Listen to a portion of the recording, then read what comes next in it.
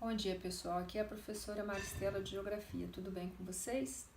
A aula de hoje é sobre a Europa. Nós vamos iniciar observando a localização do continente europeu em relação aos outros continentes. Então, o continente europeu é esse em vermelho.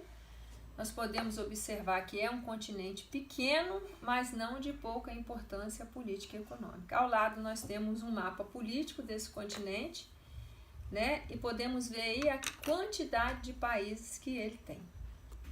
Se nós considerarmos os aspectos de clima, relevo e vegetação, nós vamos ter esse continente subdividido em três partes. A primeira, né, que é a Europa do Norte, onde predominam dois tipos de clima. O clima polar com a vegetação da tundra e o clima frio com a floresta boreal, que também pode ser chamada de taiga e conífera.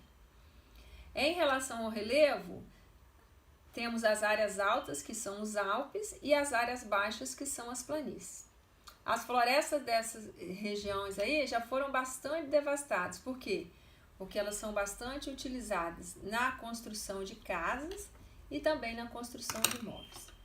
A outra subdivisão é a Europa oceânica e continental. A parte oceânica é aquela que fica na costa oeste. Recebe esse nome porque tem influência da maritimidade.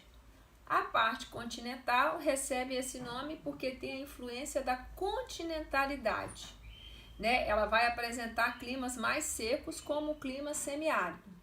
E a vegetação de destaque nesse clima é o estepe. Essa região também já foi bastante alterada, porque nela se encontram grandes cidades europeias. E por último, nós temos a Europa do Sul, que fica voltada para o Mediterrâneo. Ela vai ter também alguns destaques de relevo, né? Nós vamos ter as altas montanhas, que devido à altitude e o frio, vai dificultar a ocupação humana. E nós vamos ter outra porção, que são as montanhas, os planaltos mediterrâneos e as planícies, que ficam mais para o lado sul. As planícies são aquelas que mais sofreram alteração, que é onde tem a maior ocupação de pessoas. E sobre a hidrografia? A hidrografia ela é extremamente rica e bem distribuída. Ela é muito importante para o desenvolvimento dessas regiões, né? Ela gera energia, é importante para a navegação, irrigação para a agricultura, né? A piscicultura, importante no turismo, ou seja, o desenvolvimento econômico desse continente se deve muito a essa forma da hidrografia. Os três principais rios nós vamos ver agora. Um deles é o rio Volga, né? Ele corta praticamente a Rússia de norte a sul. Nós temos ele aqui no período congelado, né? E nós temos ele no período do degelo. Podemos observar aí, né, como é grande, né, os portos e o tamanho dele também, como é largo, né? O outro rio é o rio Reno, né, também de grande importância, né? Na linha aí nós podemos observar as áreas aonde ele ocorre. Próximo ao rio Reno nós vamos ter o principal porto da Europa, que é o porto de Roterdã, né? E abaixo aqui nós estamos vendo a parte navegável desse rio. Por último, o rio Danúbio, né, é o chamado Rio Azul. Então temos a área de ocorrência dele ali no mapa, uma foto dele à noite, para podermos observar a beleza dele, né, e uma foto durante o dia, mostrando uma das funções dele, que é a navegação.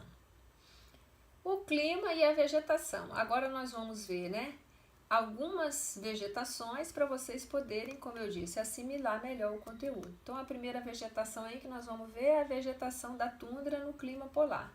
Nós temos ela aqui, a primeira foto, na época do início do degelo, e a segunda foto aí quando ela está toda florida. É uma vegetação bem rasteirinha.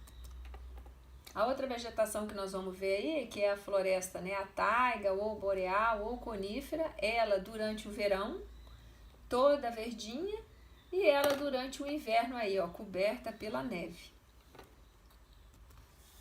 A outra vegetação é a estepe, né, que ocorre no temperado continental. A estepe é uma vegetação rasteira, quase não possui arbustos, como nós podemos observar aí. Temos também a floresta temperada, né, que ocorre no clima temperado oceânico. Nela nós podemos ver a diversidade que existe. Então, ó, nós temos elas durante a primavera, toda florida, né, durante o verão, com as suas folhas bem verdes. No outono, ela começa a ter uma coloração diferente, né, as folhas vão ficando amarela e avermelhada, e durante o inverno ela perde toda a sua folhagem. E a vegetação mediterrânea, que ocorre no clima mediterrâneo. É uma vegetação rasteira cercada por arbustos. Em algumas áreas tem maior quantidade de arbustos, em outras áreas menor quantidade de arbustos. Bom, pessoal, é isso aí. Né? A aula de hoje foi sobre alguns aspectos naturais do continente europeu. Espero que tenham entendido e gostado. Até a próxima.